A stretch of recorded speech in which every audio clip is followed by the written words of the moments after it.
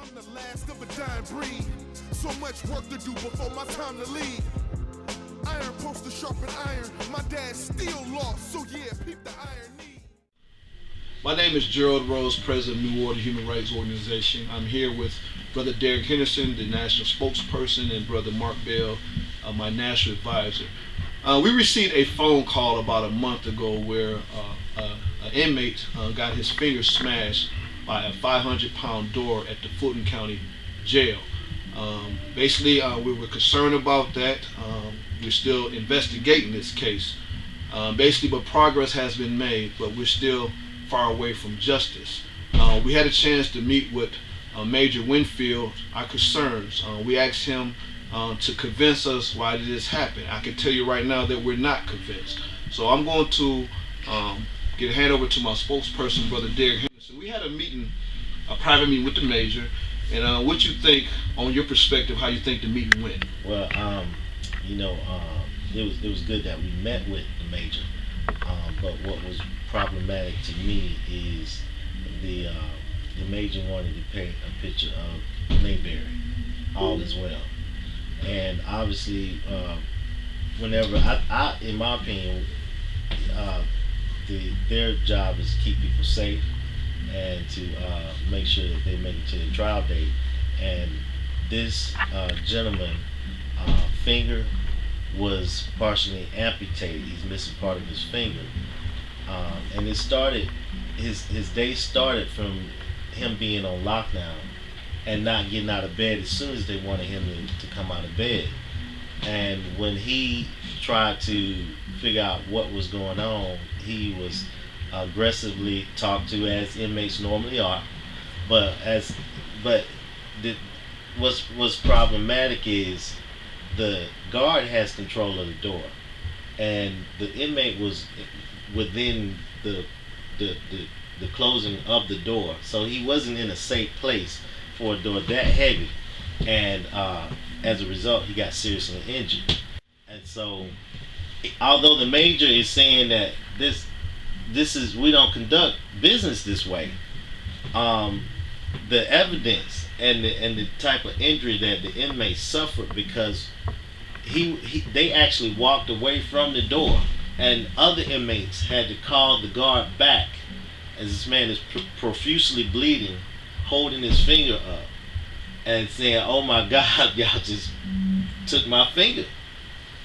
And he goes to and then they give him the attention that he's supposed to have, but they're trying to base it all on what happened earlier and not really deal with that situation.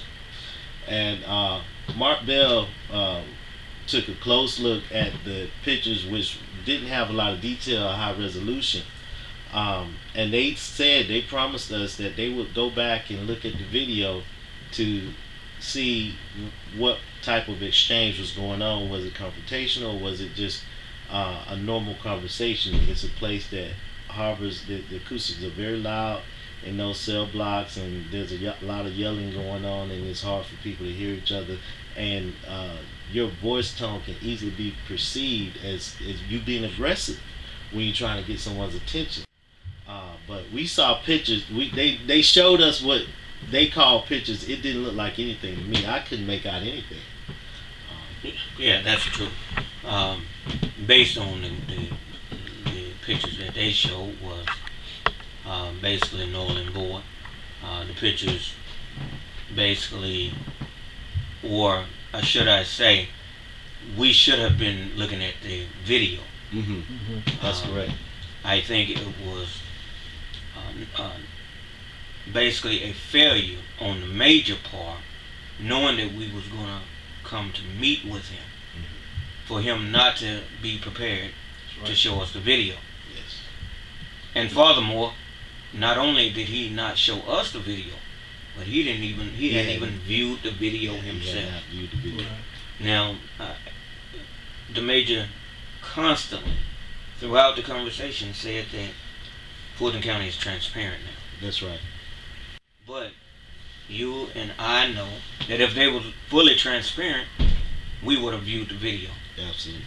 Now, not only do they have video cameras all throughout the jail, but the jailers themselves have a video attached to them. That's right. So the major has two ways to view this video. Now, if he refused to show us the video, then what are they really hiding? Are they being transparent, as the major said throughout our meeting? Well, I think not. I don't think that they're being transparent. It was neglect on his part by him not taking that extra step to view the video. It's neglect on him by not getting back with us within the time frame that he said he was going to get back with us. This was right before Thanksgiving when we went down. And now we are into December. And the major still has not got back with us on that. And so, consequently, with him not getting back, then New Order has to take further actions. And I'm glad you said that, because when a promise has been made to the New Order and to the family, we feel that we should at least got a return phone call. We sent several emails to Major Winfield. Tracy Scott, who's New Order secretary, had left voice messages on a daily basis, and he promised us. Yes, so sir. he broke a promise. So again, we have to continue to address this. It's not the first time things happen in Fulton County. Matter of fact, I was just watching the news the other day. They got a lot of people sleeping on the floor. So as an organization, we're going to continue to move forward for justice in this situation. So when we met with Mr. Shaw, it was a sad situation, and his conversation was very consistent, very positive. Even though you're incarcerated, inmates still have rights. Am I correct? Yes, So my understanding, he was hollering for help, about 10 to 15 minutes. About 10 to 15 minutes. Imagine when a door, 500-pound door on this man's finger. That's crazy. And 10 to 15 minutes, he got to stand there and endure all of that pain. And suffer. So that's why Fulton County has to realize that if they do not respond in an adequate manner, that we do have a agenda, and we will move forward. And we're going to be breaking that agenda in a couple minutes. So, Brother Derek, as a spokesperson, as you can see, when we met with Major Winfield, you could tell he got under his skin, which he needed that, because there was some serious questions that you was asking him, and I felt that he could not answer. So what's your perspective on how he acted and how he reacted, and what's messed up as a major over this jail? Like you said, Mark, he don't even know what's going on in his jail. He don't know. So what's your perspective on that? I was really disappointed in him trying to suggest that the inmate had some mental issues and he didn't take his medicine that day. When we all read the dictation came strictly from the guard, and it had a lot of curse words in it, a lot of choice words and aggressiveness towards the guard. When we spoke with the inmate, he was in good spirits. Right. We asked him questions like, what did you do to piss this man off? And he answered us in a mild and calm way. So although we've just met him, the things that you could say to a person in that situation that would provoke him, he still maintained his demeanor. And so I'm not a psychologist, but I kind of know people a little bit, and the typical demeanor of an angry inmate was not a part of this man's personality. He was very calm, very upbeat, and he was very hopeful that someone would just be at his side. And the major was making him out to be a straight mental case. And that is correct, advisor. I know you had a chance to view some of the witness statements. What you think your perspective? My understanding that the inmates was down level, and I guess you could look up level. So when you read the information, what you think your perspective of what you? Because it was something that you could not answer as well. Reading the transcript from what the inmates reported, it was inconsistent with.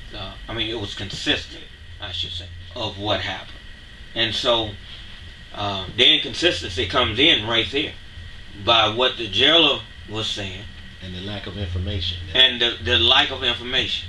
And I told the major, if you go back and view that videotape, I am certain that you will see much more information by viewing the videotape than this little snippet that the jailer put in reporting the incident. I don't and you know, using my creative imagination, I can only assume once he went back and viewed that videotape, that's why we haven't received the call. And you right, my brother, because That's a good question. There Good was point. I'm a student, so I count words. There was one paragraph, so it's basically about between 100 and 115 words that were on that piece of paper that the guard had written as his own statement. Again, we have what's problematic is you have an injury this serious, and you only have 100 words to speak to that situation. He did not speak to, well, as soon as I found out, I immediately opened the door. There was those are signs of regret and sorrow whenever you annotate this type of information in your dictation, but instead he pointed straight to the inmate. The inmate was cursing, the inmate was doing this, and he was being very belligerent. And then we saw nothing about the finger situation. Exactly. And it goes back to the video situation. If these sheriffs has cameras on them, Right. we need to view that as well. We need to view it. Because my understanding, they was what, in front of each other? Yeah, they was in front of each So other. Right. if you're not guilty, why not give up the video? The longer it goes, it makes you look what? It It definitely makes you look guilty. And You know, so we gave them a chance. You know, it's just the fact, it seemed like communication has just been shut off. yeah. Right. But I can't tell you. Go ahead, brother. And you know, one of the things when we was talking to Derek, and he said that he was asking the jailer a question, and the jailer refused to respond, and so he asked the jailer again, and so the jailer became agitated and just tried to slam the door shut. Right. You know, and that's how, when he tried to slam the door shut, that's how Derek finger got caught up in He was the in door. the vicinity of the closing radius. Exactly. And his finger was trapped in the door. That's right. The gentleman lost his finger. Lost his finger. So that's what's going on here in America. We're concerned, but you know what? As an organization, But there's a new development. oh, there is a new development. I want to let you know that it's all about taking action. I did receive a phone call a couple of days ago saying that the FBI has been called inside the Fulton County Jail. So when we meet with people, we do give them a chance, but when you ignore us, you must suffer the consequences. Yeah. So the family is very pleased. As a matter of fact, the mother left me a voice message last night. Said, I don't know what y'all did, but the feds is on their way. So I wish everybody need to be proactive instead of being reactive. And I just want to thank you, brother Derek, the Absolutely. spokesperson, and brother the advisor. And thanks for being a part of this organization. So if your rights being violated, you know, if you want to be a part of the outreach department or the youth department, please call New Order at 1-800-346-5138. Please ask for Miss Tracy Scott. Again, we're doing great things, so I want to give you a chance to say something final to our viewers, and we'll go to our advisor, and I'll go from there. It's never too late for anybody to get involved, but however, some of our greatest and most dedicated folks are those who've been victimized. But if we come together as a community, we can keep people from becoming victims, and we can be victors in our community. So we should all be looking at social justice, human rights, civil rights as a community issue that affect all people all the time. Because I'm African American and I'm a male, I have a special interest in who I am and who the people who are around me. I want to see my brothers and sisters be lifted up. But don't wait until it's too late to get involved. Don't wait until it's your son, your daughter, even you to get involved. Get involved now. You know, a few days ago we celebrated the passing of Nelson Mandela. And we saw all of the nation go into mourning for Nelson Mandela. Nelson Mandela is known as the father of Africa, the father of the movement. That same type of mourning outpour that we was looking at for Nelson Mandela, we need to see the same type of unified involvement here in America. We don't need to wait until a leader die and decide that we want to get involved. We don't need to wait on that, because every single day there's injustice going on. Every single minute there's injustice going on. And just a few people cannot make the whole world change. We need everybody to get involved. And so I challenge you, don't just be a rock laying around. Never be a rock laying around. Get up and do something. Get involved. And New Order is ready to invite you in. Billy got something to prove, but living life like he ain't got nothing to lose. Build or destroy when you got a couple of tools, but kill all the noise if you ain't studied the rules. I'm just dropping jewels, a fool if I ain't say nothing but that light at the end of your tunnel is a train coming. Dog, the world's black and white, Dalmatian. That's why we gotta lay down a solid foundation. Gotta keep it solid for the next generation, so they can have something to build on. Yeah.